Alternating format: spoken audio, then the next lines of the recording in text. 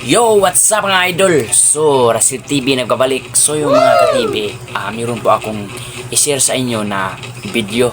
Nakikita lang ko lang to sa Facebook. Kaya, isinisip ko at gusto ko lang po i-share sa inyo ng video na ito para makita nyo kung ano yung masasabi nyo at kung ano yung mararamdaman nyo. So, para sa akin, nakakatawa naman kung bakit ko to nakita sa video.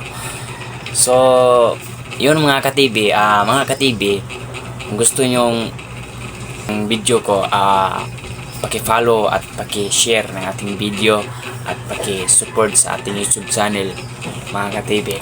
So, huwag nating patagalin pa. So, let's go. So, ayan na mga ka-TV, ang lupit ng mga babaeng ganito. Wow! Kung ako sa'yo, kung ganito yung makikita mo na makita mo to ito sa merkado, ano kaya masasabi mo? Di ba ang lupit. Kaya ako sa'yo, kung may ganito na babae, siguro bibilhin ko to lahat. Di ba?